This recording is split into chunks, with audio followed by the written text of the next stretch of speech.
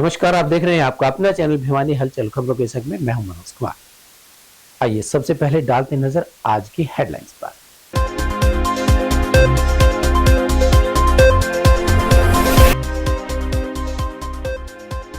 भिवानी जिले में 912 बूथों पर होगा मतदान, 4 बनाए गए हैं पिंक बूथ।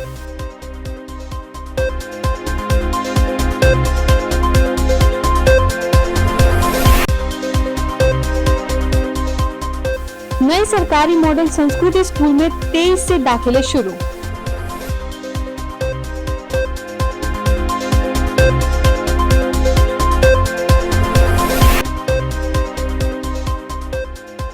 सत्यनारायण गुप्ता की स्मृति में लगे रक्तदान शिविर में 350 युवाओं ने किया रक्तदान।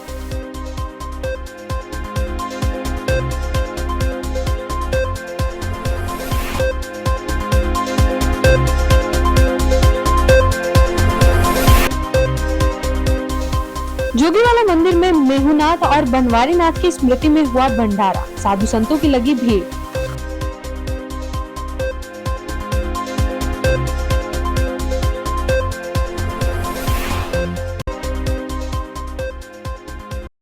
और अब खबरें विस्तार से। जिला निर्वाचन अधिकारी ने कहा कि लोकसभा चुनाव को निष्पक्ष, पारदर्शी एवं शांतिपूर्वक ढंग से संपन्न करवाने के लिए सभी तैयारियां पूरी कर ली गई हैं। चुनाव से संबंधित किसी भी प्रकार की शिकायत हेतु मतदाताओं की सुविधा के लिए 1950 हेल्पलाइन नंबर जारी किया गया है, जो 24 घंटे उपलब्ध रहेगा।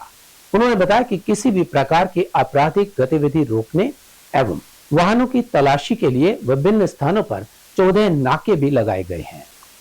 भिवानी के जिला निर्वाचन अधिकारी ने बताया कि भारत निर्वाचन आयोग द्वारा चुनाव के लिए अधिसूचना 29 अप्रैल को जारी कर दी जाएगी। अधिसूचना जारी होने के साथ ही नामांकन की प्रक्रिया शुरू हो जाएगी। 6 मई को नामांकन की अंतिम तारीख है, वह 7 मई को नामांकन पत्रों की छंटनी की जाएगी। 9 मई को प्रत्याशी अपने नामांकन वापस ले सकते हैं। 25 मई को मतदान होगा और 4 जून को मतगणना होगी। वहीं पत्रकारों को संबोधित करते हुए पुलिस अधीक्षक वरुण सिंगला ने बताया कि जिले में आपराधिक गतिविधियों को रोकने व वाहनों की छानबीन के लिए विभिन्न स्थानों पर 17 नाके लगाए गए हैं। उन्होंने बताया कि अपराधियों पर पुलिस की पैनी नजर है, उनकी धरपकड़ के लिए राजस्थान की पुलिस के साथ तालमेल बनाकर छापामारी कार्रवाई की जा रही है।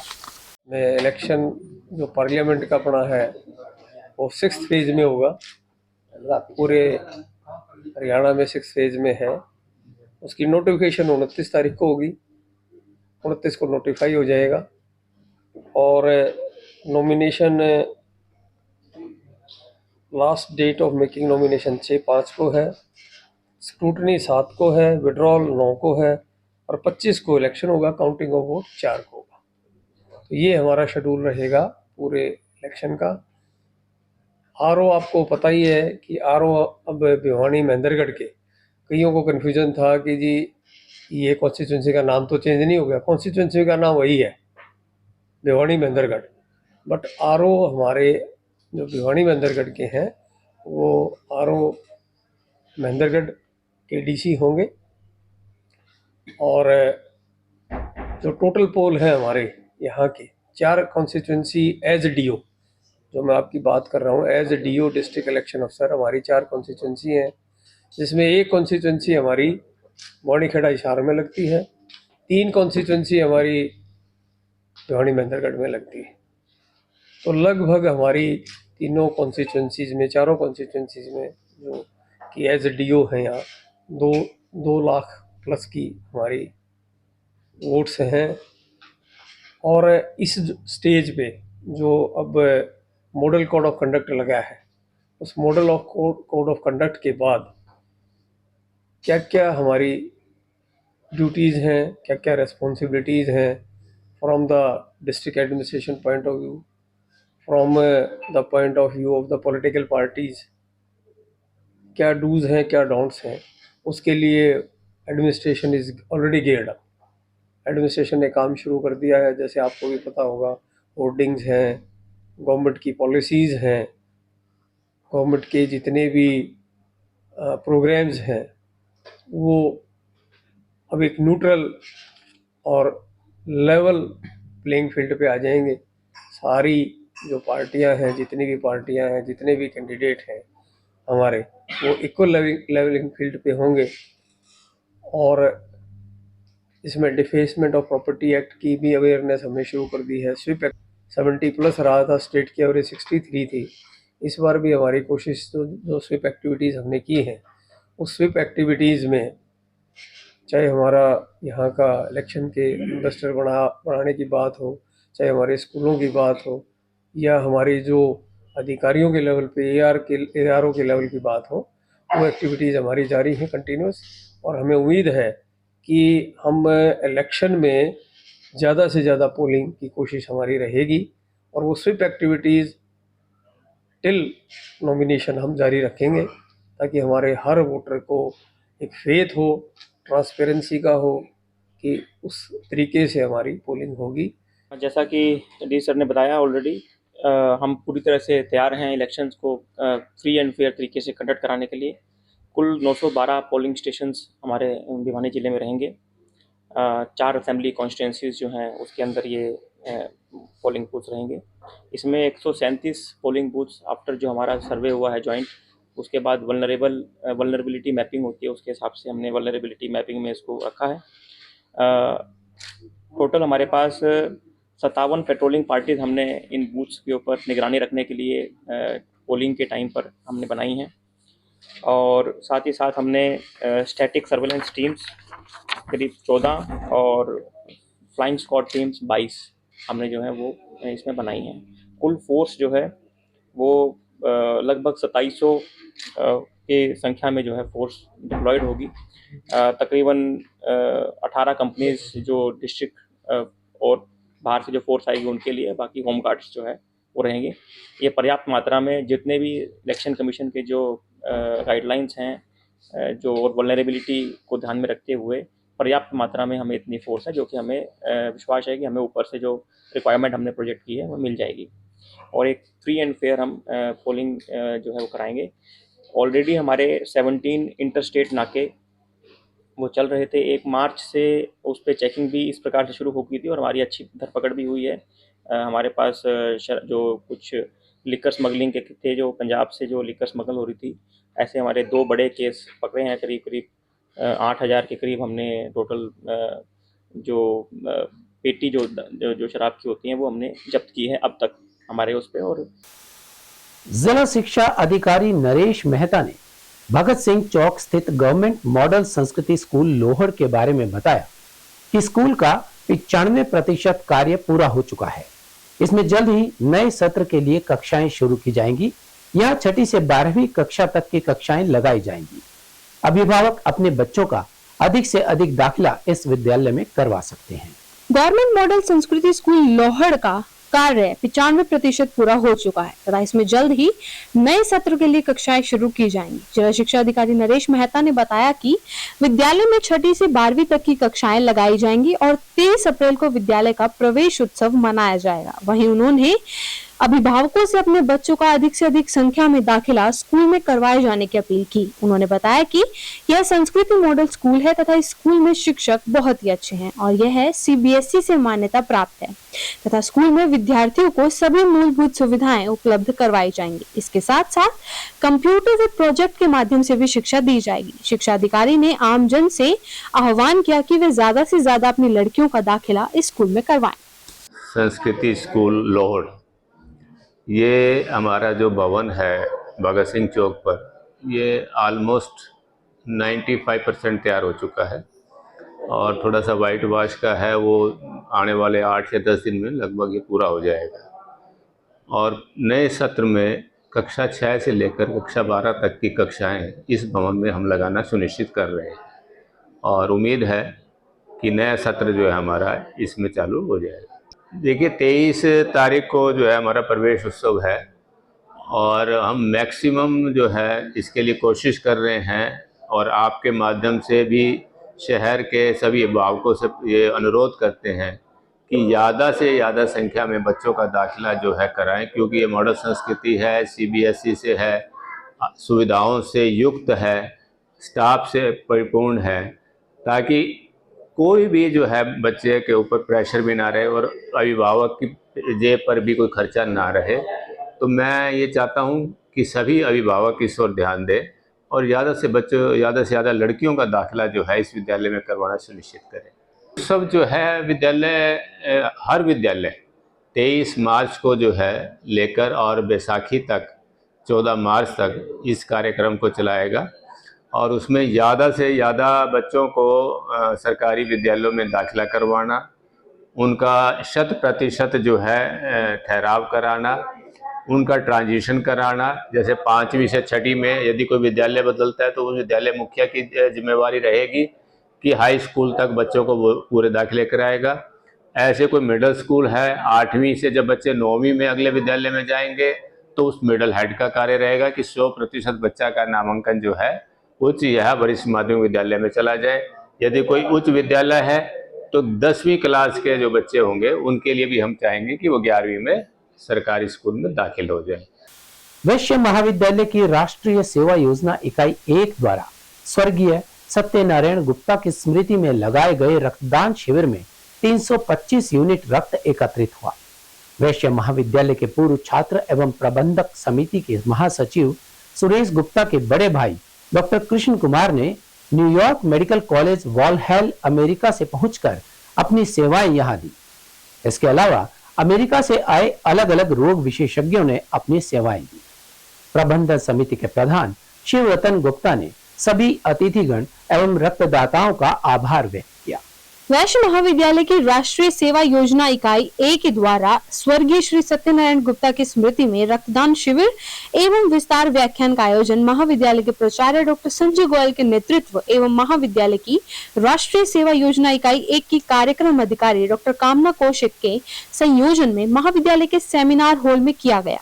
रक्तदान शिविर में 350 युवाओं ने रक्तदान के लिए रजिस्ट्रेशन करवाया तथा रक्तदान शिविर में 325 यूनिट रक्त एकत्रित हुआ। कार्यक्रम को संबोधित करते हुए वैश्य महाविद्यालय ट्रस्ट के प्रधान एडवोकेट शिवरतन गुप्ता ने कहा कि रक्त की एक बूंद असहाय को नया जीवन प्रदान करती है। रक्तदान से बढ़कर दूसरा कोई दान नहीं है। उन्होंने कहा कि जिस परिकल्पना से वैश्य महाविद्यालय की स्थापना की गई थी उसी के अनुरूप वैश्य महाविद्यालय शिक्षा, समाज सेवा एवं अन्य शिक्षेतर गतिविधियों में नित्य नए आयाम स्थापित कर रही है। वैश्य महाविद्यालय ट्रस्ट के महासचिव पवन बुवानीवाला ने कहा कि युवा वर्ग ने रक्तदान कर बड़ा पुण्य का कार्य किया है। इस पहल के लिए हर युवा को आगे आना चाहिए ताकि जरूरतमंद व्यक्ति को बचाया जा सके।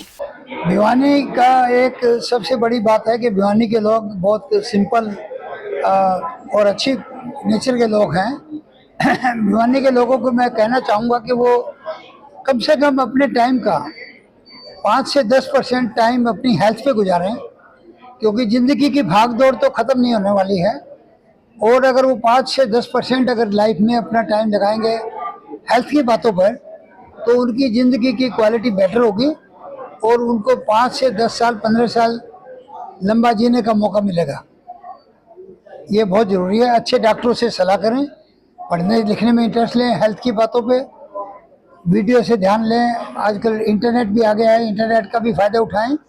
ये ना सोचें कि ये सिर्फ डॉक्टरों का काम है।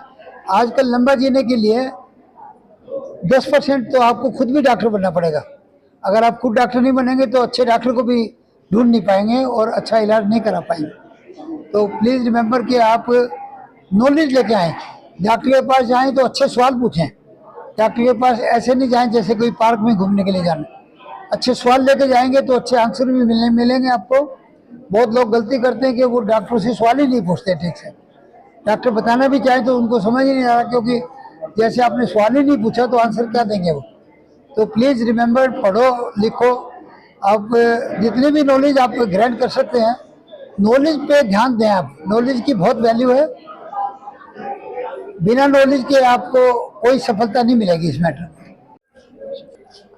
आज परम प्रसन्नता का विषय है कि हमारे वैश्य महाविद्यालय में एक रक्तदान शिविर का आयोजन किया गया है, जिसमें 200 से भी ज़्यादा रक्त इकट्ठा हो गया है। और मैं समझता हूँ रक्तदान एक ऐसा दान है जो सब दानों से बड़ा दान है। मैंने भी अपने जीवन में कम से कम 5-6 बार रक्तदान किया है। और जो लोगों की भ्रांतियाँ हैं कि रक्तदान से कमजोरी आ जाती है, ऐसा कुछ नहीं है। रक्त एक नया बनता, बल्कि मुझे तो जो व्यक्तिगत रूप से महसूस हुआ वो ये हुआ कि रक्तदान के बाद मुझे अधिक प्रफुल्लता और प्रसन्नता रही। जोगीवाला शिव मंदिर में प्रति वर्ष की तरह फाल्गुन माह में सिद्ध श्री बाबा मेहुनाथ, बाबा बनवारी नाथ जी की पुण्यतिथि पर भागवत कथा का पाठ किया गया। वहीं 19 मार्च को कथा समापन पर हवन यज्ञ में पूर्ण आहुति डाली गई। महंत वेदनाथ ने बताया कि इस अवसर पर साधु संत व सभी भक्तों के लिए भंडारे का आयोजन किया गया, जिसमें सैकड़ों की संख्या में भक्तों ने पहुंचकर आशीर्वाद लिया और प्रसाद ग्रहण किया। जोगीवाला शिव मंदिर में गत वर्षों की भांति इस वर्ष भी फागुन माह में सिद्ध श्री बाबा मेहुनाथ जी, बाबा बनवारी नाथ जी की पुण्यतिथि पर महंत बाबा वेदनाथ जी के पावन सानिध्य में कथा व्यास आचार्य सुरेश कौशिक के मुखरा विंद द्वारा 11 मार्च से 18 मार्च तक श्रीमद् भागवत कथा का पाठ किया गया था। 19 मार्च को कथा समापन पश्चात हवन यज्ञ में पूर्णाहुति डाली गई। इस अवसर पर समस्त साधु संत व सभी भक्तों के लिए भंडारे का आयोजन किया गया। महंत वेदनाथ ने बताया कि पूरे हरियाणा व आसपास के राज्यों व दूर दराज से सैकड़ों की तादाद में साधु संत, समाज व अनेकों मठाधीशों व महंतों ने शिरकत की।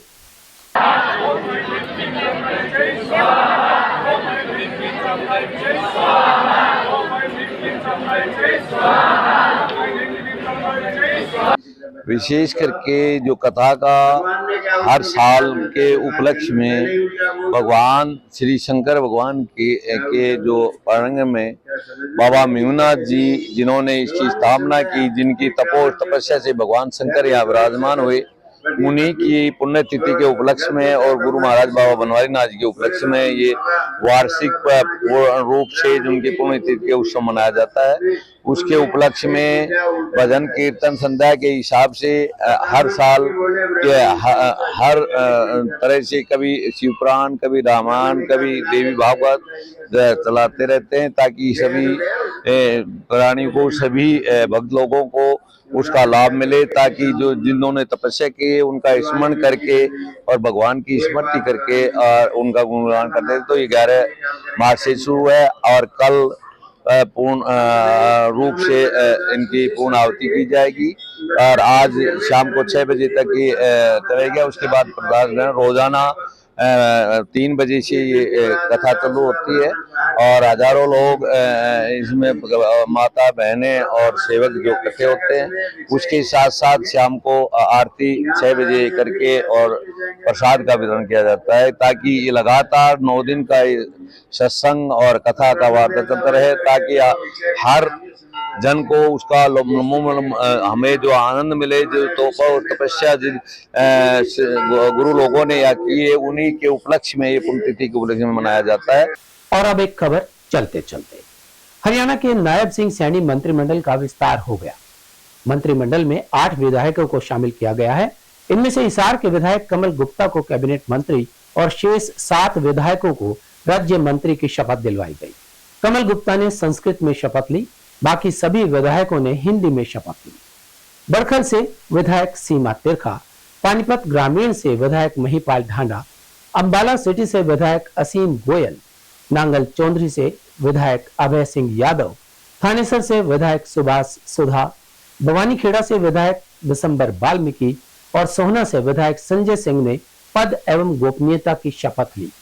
शपथ ग्रहण समारोह में चर्चित पूर्व मंत्री अनिल विज उपस्थित नहीं थे। उनकी गैर मौजूदगी चर्चाओं में रही, जबकि पूर्व मुख्यमंत्री मनोहर लाल, राष्ट्रीय सचिव ओम प्रकाश धनखड़ विशेष रूप से मौजूद रहे। और अब जाने से पहले एक नजर आज की हेडलाइंस पर।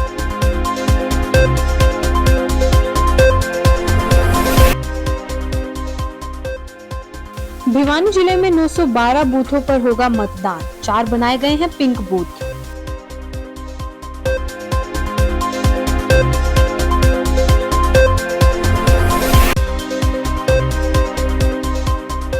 नए सरकारी मॉडल संस्कृति स्कूल में 23 से दाखिले शुरू।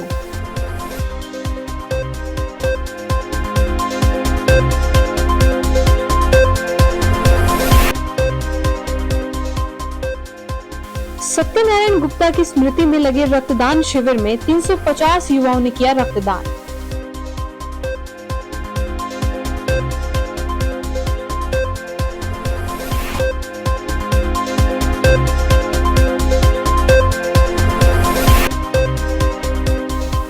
जोगीवाला मंदिर में मेहुनाथ और बनवारी नाथ की स्मृति में हुआ भंडारा, साधु संतों की लगी भीड़।